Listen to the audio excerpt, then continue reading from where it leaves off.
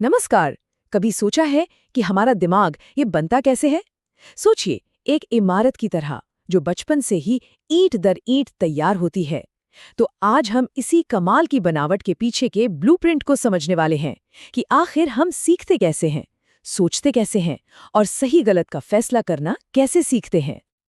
और यही सवाल तो सबसे बड़ा है ना, कि एक छोटा सा बच्चा जो ठीक से अपना सिर भी नहीं संभाल पाता, वो बड़ा होकर मुश्किल से मुश्किल प्रॉब्लम कैसे सॉल्व कर लेता है, नैतिकता के बड़े बड़े सवालों पर कैसे सोचता है। चलिए इस दिलचस्प सफर पर निकलते हैं और इस रहस्य से पर्दा उठाते हैं।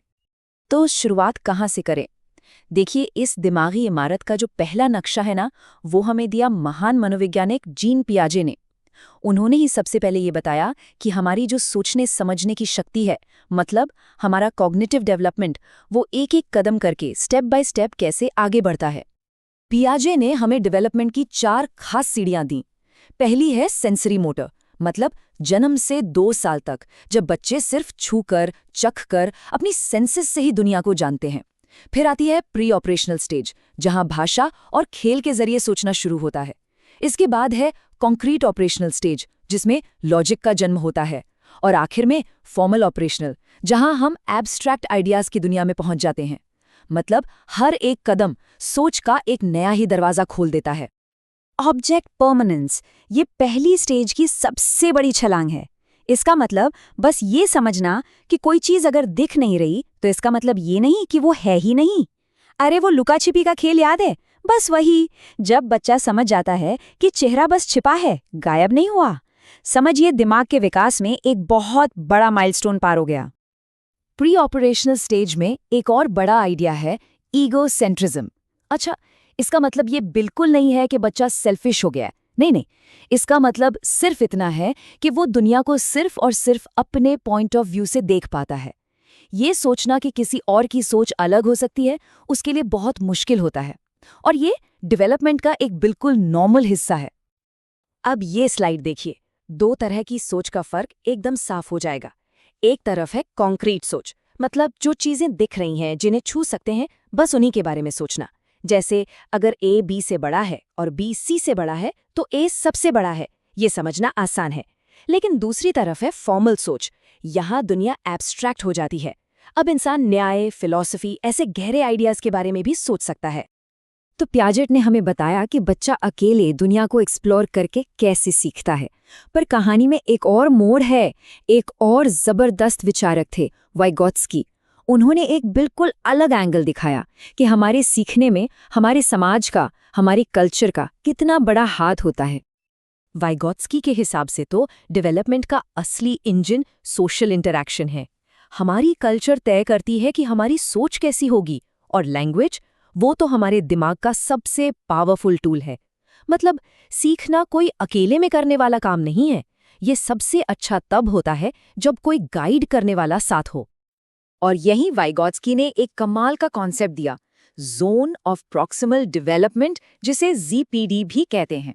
ये सीखने का वो स्वीट स्पॉट है, मतलब वो एरिया जो इस बात के बीच में है कि कोई अकेले क्या कर सकता है और किसी की मदद से क्या क्या कर सकता है। और पता है, यही वो जादुई जोन है जहां असली लर्निंग, असली ग्रोथ होती है। तो सवाल उठता है कि ZPD को पार कैसे करे? जवाब है स्कैफोल्डिंग से। ये वो टेम्परेरी मदद है जो किसी टीचर, पेरेंट या दोस्त से मिलती है। ये उस काम को करने में सहारा देती है जो अभी अकेले करना मुश्किल है, बिल्कुल एक पुल की तरह जो मुश्किलों को पार कराता है। इसे समझने का सबसे बढ़िया तरीका है ये एनालॉजी। इसे साइकिल पर लगे ट्रेनिंग व्हील्स की तरह सोचें। जब तक जरूरत है, सपोर्ट है, और जैसे ही स्किल आ गई, सपोर्ट हटा दिया। बस यही टेम्पररी सपोर्ट ही तो स्कैफोल्डिंग है। तो हमने दिमागी विकास की बात की, सामाजिक विकास की भी बात की, लेकिन हमारी इस इमारत का एक और जरूरी हिस्सा है, हमारा मॉरल कंपस, मतलब सही और गलत की समझ। और ये कंपस कैसे बनता है, ये हमें बताया लॉरेंस कोलबर्ग ने। कोलबर्ग ने मॉरल डेवलपमेंट को भी एक सीढ़ी की तरह देखा, जिसके 3 बड़े बड़े लेवल हैं। प्री कन्वेंशनल, मतलब सबसे पहला लेवल, जहां सही गलत का मतलब बस इतना है कि सजा न मिले और इनाम मिल जाए। फिर आता है कन्वेंशनल लेवल, यहाँ सही काम वो है जो समाज के नियम कानून के हिसाब से हो। और सबसे ऊपर है पोस्ट कन्वेंशनल लेवल, जहां नैतिकता कानूनों से भी ऊपर इंसानियत के उसूलों पर टिकी होती है।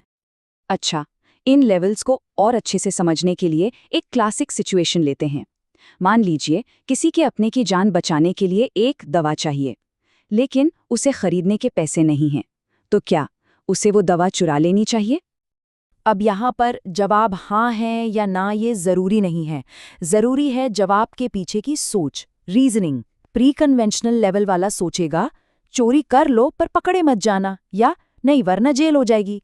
कन्वेंशनल लेवल वाला सोचेगा नहीं, चोरी करना कानून के खिलाफ है। और पोस्ट कन्वेंशनल लेवल वाला शायद कहेगा चोरी कर लेनी चाहिए क्योंकि एक इंसान की जान किसी कानून से ज्यादा बड़ी है। तो अब हमारे पास 3 थियोरीज हैं, पियाजे, वाइगॉत्स्की और कोलबर्ग। तो इन्हें एक साथ कैसे समझें? देखिए, इन्हें एक दूसरे का दुश्मन समझने की भूल मत करिएगा। ये असल में एक ही कॉम्प्लेक्स जर्नी को देखने के 3 अलग-अलग नजरिए हैं, 3 अलग-अलग चश्मे। और ये टेबल सारी चीजों को एक जगह पर ले आती है। पियाजे का फोकस था कॉग्निटिव स्टेजेस पर, जो इंडिविजुअल एक्सप्लोरेशन से चलती हैं। वाइगॉत्स्की का फोकस था सोशल लर्निंग पर, जिसे सोशल इंटरैक्शन से फ्यूल मिलता है। और कोलबर्ग का फोकस था मॉरल रीजनिंग पर, जो मॉरल डिलेमास को सॉल्व करने से डेवलप होती हैं। तो अगर ये थ्योरीज हमारे डेवलपमेंट का एक मैप है, तो सोचने वाली बात यह है कि इस सफ़र में हम खुद को कहाँ पाते हैं? ये एक ऐसा सवाल है जो सिर्फ दूसरों को समझने में ही नहीं, बल्कि खुद के सफ़र पर भी गौर करने के लिए मजबूर करता है।